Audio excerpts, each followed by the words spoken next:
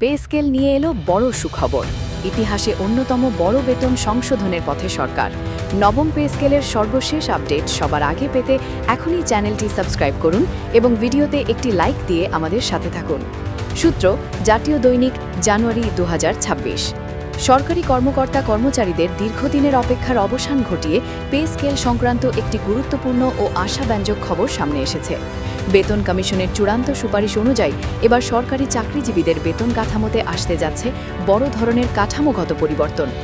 দীর্ঘদিন ধরে মূল্যস্ফীতি, নিত্য প্রয়োজনীয় দ্রব্যের দাম বৃদ্ধি এবং জীবনযাত্রার ব্যয়ের চাপে থাকা কর্মচারীদের জন্য এই সিদ্ধান্তকে সময়োপযোগী বলেই মনে করছেন সংশ্লিষ্টরা। বিশেষ করে সর্বনিম্ন বেতন 2 গুণেরও বেশি বাড়ানোর প্রস্তাব সরকারি অঙ্গনে নতুন আশার সঞ্চার করেছে।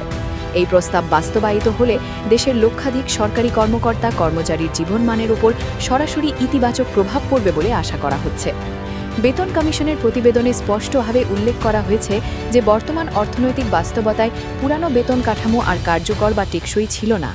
সেই কারণেই সামগ্রিক অর্থনীতি, রাজস্ব সক্ষমতা এবং সামাজিক বাস্তবতা বিবেচনায় নিয়ে একটি নতুন কাঠামোর প্রস্তাব করা হয়েছে।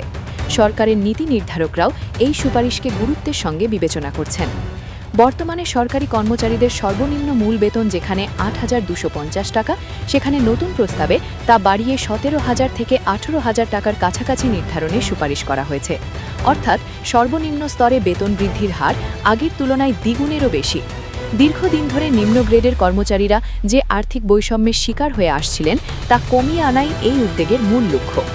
নিত্য প্রয়োজনীয় পণ্যের মূল্যবৃদ্ধি, বাসা ভাড়া, শিক্ষা ও চিকিৎসা ব্যয় বেড়ে যাওয়ায় নিম্ন ও মধ্যম স্তরের কর্মচারীরাই সবচেয়ে বেশি চাপে ছিলেন। কমিশনের মতে এই বেতন সংশোধন তাদের ন্যূনতম জীবনযাত্রা নিশ্চিত করতে সহায়ক হবে। শুধু বর্তমান জীবনমান নয়, ভবিষ্যৎ আর্থিক নিরাপত্তার ক্ষেত্রেও এটি একটি গুরুত্বপূর্ণ পদক্ষেপ। এই বেতন কমিশনটি গঠন করা হয়েছিল সাবেক অর্থ সচিবের নেতৃত্বে। মোট 20 জনের বেশি সদস্য নিয়ে গঠিত কমিশনটি কয়েক মাস ধরে তথ্য সংগ্রহ, বিশ্লেষণ এবং বিভিন্ন পক্ষের সঙ্গে আলোচনা শেষে তাদের সুপারিশ চূড়ান্ত করেছে। নির্ধারিত সময়ের মধ্যেই প্রতিবেদন প্রস্তুত করায় সরকার সন্তোষ প্রকাশ করেছে। কমিশনের চূড়ান্ত প্রতিবেদন জানুয়ারি মাসের শেষ ভাগে অর্থ উপদেষ্টার কাছে জমা দেওয়ার কথা রয়েছে। এরপর উপদেষ্টা পরিষদের বৈঠকে বিষয়টি আলোচনা হবে এবং প্রয়োজন হলে কিছু সংশোধন আনা হতে পারে। প্রস্তাব অনুযায়ী নতুন পে স্কেল একযোগে নয়, বরং ধাপে ধাপে বাস্তবায়নের পরিকল্পনা নেওয়া হয়েছে।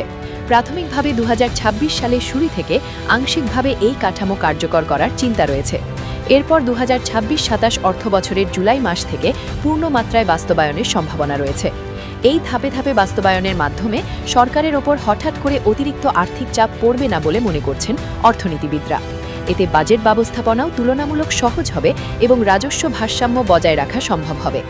তবে নতুন এই বেতন কাঠামো বাস্তবায়িত হলে সরকারের বার্ষিক ব্যয় উল্লেখযোগ্য হারে বাড়বে। কমিশনের প্রাথমিক হিসাব অনুযায়ী বছরে 65 থেকে 75,000 কোটি টাকা পর্যন্ত অতিরিক্ত ব্যয় হতে পারে।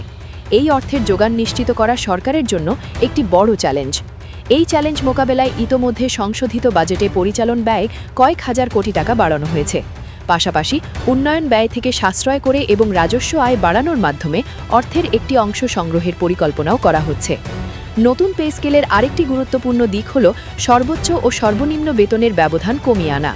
আগের তুলনায় এবার বেতন অনুপাত আরও ভারসাম্যপূর্ণ করার প্রস্তাব এসেছে। এর ফলে নিম্ন গ্রেডের কর্মচারীরা তুলনামূলক বেশি সুবিধা পাবেন এবং বেতন বৈষম্য কিছুটা হলেও কমবে। প্রস্তাবিত কাঠামো অনুযায়ী সরকারি শীর্ষ পর্যায়ের কর্মকর্তাদের বেতন মূল্যেও উল্লেখযোগ্য পরিবর্তন আসতে পারে। যেখানে বর্তমানে সর্বোচ্চ মূল বেতন প্রায় ৭৮,০০০ টাকা, সেখানে নতুন কাঠামোতে তা বাড়িয়ে ১,১৫,০০০ থেকে ১,২০,০০০ টাকার কাছাকাছি করার চিন্তাভাবনা রয়েছে। দায়িত্ব, কাজের পরিধি ও অভিজ্ঞতা বিবেচনায় নিয়ে এই বেতন কাঠামো প্রস্তাব করা হয়েছে বলে কমিশনের দাবি। এতে করে সরকারি খাতে দক্ষ ও অভিজ্ঞ কর্মকর্তাদের ধরে রাখা সহজ হবে এবং প্রতিসেবী খাতের সঙ্গে ব্যবধান কিছুটা কমবে। বিশেষ গুরুত্ব দেওয়া হয়েছে নিম্ন স্তরের কর্মচারীদের জীবনমান উন্নয়নের ওপর। পরিচ্ছন্নতা কর্মী, অফিস সহায়ক থেকে শুরু করে সব স্তরের কর্মচারীরাই এই কাঠামোর আওতায় বাড়তি সুবিধা পাবেন। কমিশনের মতে সরকারি সেবার মূল ভিত্তি এই কর্মচারীরাই, তাই তাদের আর্থিক নিরাপত্তা নিশ্চিত করা অত্যন্ত জরুরি। প্রতিবেদন চূড়ান্ত অনুমোদন পেলে প্রজ্ঞাপন জারির মাধ্যমে নতুন পে স্কেল কার্যকরের প্রক্রিয়া শুরু হবে। প্রশাসনের বিভিন্ন স্তরে তখন হিসাব নিকাশ, সফটওয়্যার আপডেট এবং অন্যান্য প্রস্তুতিমূলক কাজ শুরু হবে। সব মিলিয়ে নবম পে স্কেলের এই প্রস্তাব সরকারি চাকরিজীবীদের জন্য একটি ঐতিহাসিক ও যুগান্তকারী সিদ্ধান্ত হিসেবে বিবেচিত হচ্ছে। এটি শুধু বেতন বৃদ্ধি নয়, বরং একটি পূর্ণাঙ্গ কাঠামোগত সংস্কার। এখন সবার দৃষ্টি সরকারের চূড়ান্ত অনুমোদনের দিকে।